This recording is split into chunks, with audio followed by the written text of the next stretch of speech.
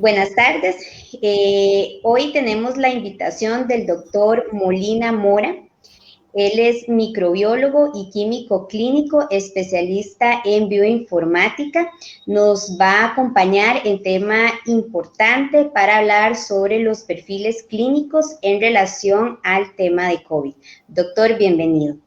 Muchas gracias por la invitación y estamos para servirles, claro que sí. Ok, doctor, tenemos preguntas específicas, preguntas que yo creo que a nivel de la población general, muchas personas quisieran tener este conocimiento y para eso estamos con usted, que es el profesional en tema. Entonces, comenzamos con la primera pregunta. ¿Qué significan los perfiles clínicos que se han identificado? Bueno, como nosotros bien hemos oído con las personas que conocemos que han tenido la enfermedad, algunos dicen que les da, por ejemplo, una afectación con tos o problemas respiratorios, otros nos dicen que más un dolor estomacal o diarrea, ¿verdad? La enfermedad presenta una gran variedad de síntomas y esto los hemos clasificado utilizando más de casi 19,000 pacientes en 7 grandes perfiles. Y estos perfiles significan justamente eso, es decir, tenemos un grupo de personas que tienen síntomas más respiratorios, otros con síntomas, por ejemplo, más de fiebre, malestar y dolor muscular, otros que tienen problemas más digestivos. Entonces, estos 7 perfiles los hemos analizado con un gran volumen de datos, casi 19,000 pacientes, y lo que hacemos es luego caracterizarlos por factores de riesgo, la cantidad de virus que tiene cada paciente, y también cuál es la versión del virus, ¿verdad? Las mutaciones que tiene el virus respectivo en el caso de que estuviese disponible. Ok. Doctor, pensar en un principio en la pandemia en que si un paciente llegaba con un cuadro de diarrea, tal vez no era clasificado, ¿verdad?, como un paciente sospechoso de COVID. Sin embargo, se han venido hablando sobre este síntoma, ¿verdad?, que está siendo muy persistente. Entonces, eso nos indica que los síntomas han venido evolucionando. Bueno, probablemente los síntomas no han evolucionado como tal, sino el conocimiento que nosotros teníamos de la enfermedad. Por ejemplo, al inicio se sabía que la presentación clínica de pacientes COVID estaba muy asociada al tracto respiratorio y probablemente estábamos ignorando los casos en los cuales había, por ejemplo, afectación del tracto digestivo. Y esto nosotros lo hemos reflejado con diferentes estudios que fueron en todo el mundo, ¿verdad? Cambiando esa idea de que solo era una enfermedad respiratoria y que luego implicó también el cambio entonces en la definición de caso sospechoso. Eso significa, por ejemplo, hace un año, si una persona llegaba con diarrea sin alguna asociación, probablemente no se iba a pensar en COVID.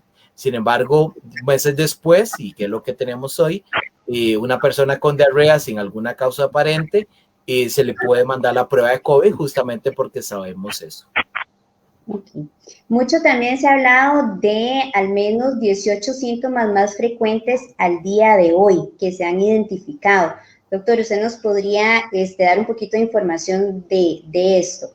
Sí, como parte de nuestro estudio, más de 50 síntomas fueron reconocidos en estos casi 19,000 pacientes, ¿verdad?, con COVID, de los cuales 18 se destacan como los principales, de los cuales incluyen tos, pérdida del olfato, del gusto, dolor de cabeza, náuseas, malestar general, diarrea, digamos, una serie de síntomas, ¿verdad?, que están relacionados a muchas entidades de nuestro cuerpo y que no, como mencionaba antes, no solamente son respiratorios, sino que síntomas que tienen una gran variedad, ¿verdad?, y que justamente son los que describimos en este estudio.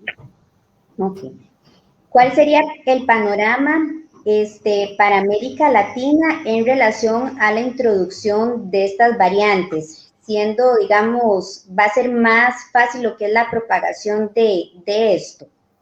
Bueno, eso es un punto muy importante. Cuando tenemos una enfermedad infecciosa, la enfermedad es producto de no solamente el virus como tal, ¿verdad?, en este caso el virus, sino también de los factores de la persona y del factor ambiental. Y entonces, ante la llegada de nuevas variantes, ¿verdad?, es esperable que la sintomatología pueda tener alguna modificación. No sabemos, al momento del día de hoy no sabemos, no hay estudios que nos confirmen un cambio de síntomas, pero sí podría suceder. Por lo tanto, es relevante mantener estos estudios justamente para ver si existe esa transición.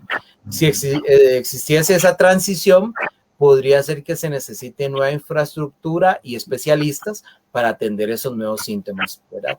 Eso es un primer aspecto. Otro segundo aspecto es el periodo de vacunación, que es esperable que la vacunación nos disminuya la severidad y que entonces en un próximo estudio con pacientes vacunados podamos ver cómo estos perfiles han cambiado y se han reducido en intensidad. Entonces, la introducción de las nuevas variantes podría implicar un cambio, de momento no se reporta, y la principal característica que tienen las nuevas variantes se asocia más a la transmisión y no tanto en cambios de severidad ni cambios de síntomas, y tampoco, por dicha, en la mortalidad.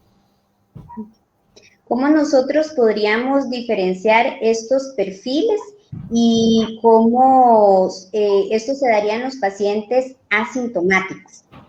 Exactamente, bueno, ese es un punto muy relevante, ¿verdad? Porque nosotros como parte del estudio determinamos si había o no alguna asociación entre los factores de riesgo y la presencia o no de síntomas. Y lo que encontramos es que no hay una asociación, es decir, hay personas que tienen factores de riesgo y son asintomáticas, y hay personas que no tienen factores de riesgo y son sintomáticas, ¿verdad? Entonces, lo que nos recuerda es que hay otros factores que no son solamente el virus o no son solamente los factores de riesgo los que determinan esta sintomatología. Tiene que ver mucho mi genética, mi capacidad del sistema inmune, ¿verdad?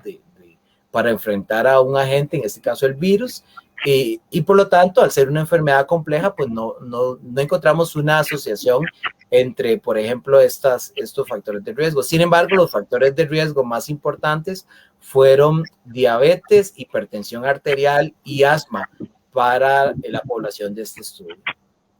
Perfecto. Sí, como usted lo decía, ¿verdad? Todo eso va a depender de ese sistema inmunológico de cada persona, porque creo que sí se han visto y no es la regla, ¿verdad? Todos estos casos que personas sin ese factor de riesgo, cómo llegan a complicar su salud, ¿verdad? Incluso personas y viceversa, ¿verdad? Entonces, creo que esto es parte de toda la cambiante y todo lo que este virus, pues, cada día nos va enseñando.